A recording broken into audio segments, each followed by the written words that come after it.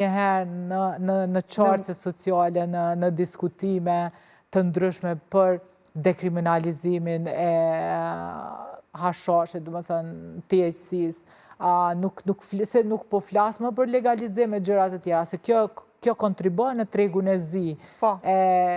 Nuk di më çfarë të flasë në kuptimin e asaj sa neglijent janë, edhe sa buxheti vogël do të kishte bërë thirrje të madhe dhe do të kishte vetëdijsuar familjet shqiptare. Do të kishte bërë diferencën të paktën, a?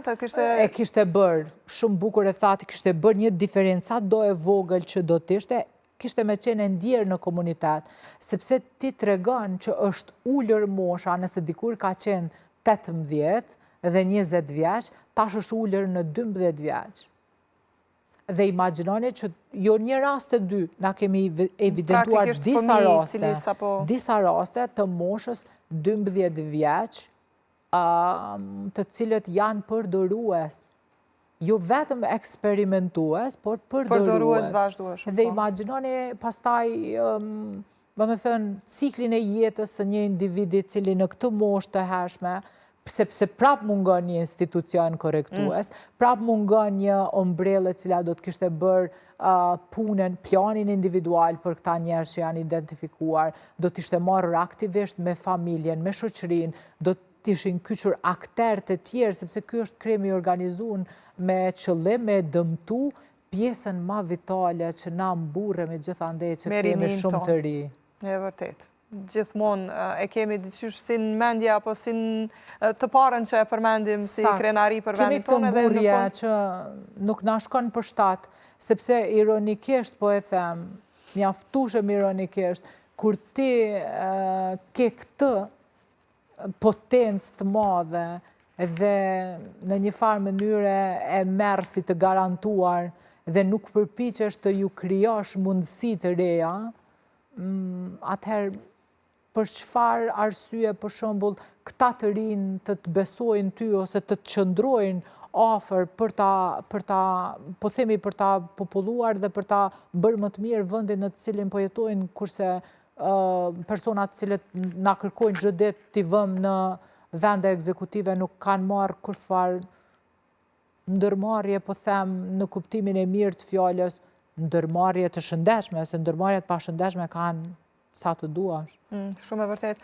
Mjafton kjo biseda jonë i Belindas për të ndihmuar sadopak dikë në nevojë, dhe çfarë do duhet të bëhej, po themi ndoshta jo vetëm në muajin maj, meqense se e përmendëm pak më herët, i cili cilësohet si muaji i ndërgjegjësimit, por i kemi edhe 11 muaj të tjerë ku njerëzit vazhdojnë përballën, kanë probleme shumë serioze me shëndetin mendor, që këto probleme mund të shkaktojnë tani edhe situata të cilat i përmendëm pak më herët, që ndoshta edhe nuk dua t'i përmend për shkaqe të sensitivitetit. Saktë, sensitivitetit të opinionit publik. Unë mendoj që të paktën ne të dyja dhe pak të tjerë bëjnë pjesë në këtë grupin e njerëzve që e duan komunitetin në të cilin jetojnë.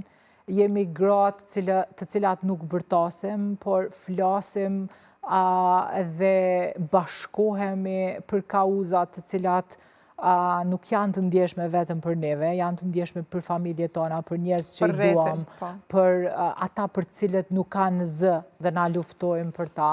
Dhe unë besoj që ndoshta biseda jonë të paktën i ka bërë të ndjehen mirë personat të cilët nuk e kanë këtë zërin për të kërkuar gjëra.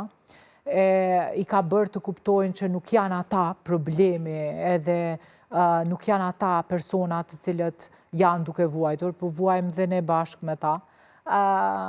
Ideja është që kërkoni ndihmë, mos hezitoni të trokesni, edhe në qoftë se jeni lodhur, provojeni edhe një herë, edhe dy, edhe disa herë.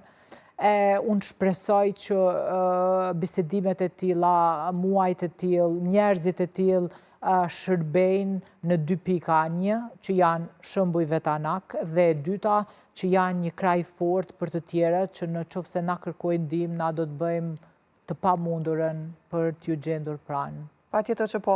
Dhe nga gjitha këto që i diskutuam, do doja shumë ta merrja edhe një këshill apo rekomandime tua në këtë rast se si ta gjejmë psikologun e dur, sepse edhe kjo mendoj që është shumë e rëndësishme për gjithë secilin.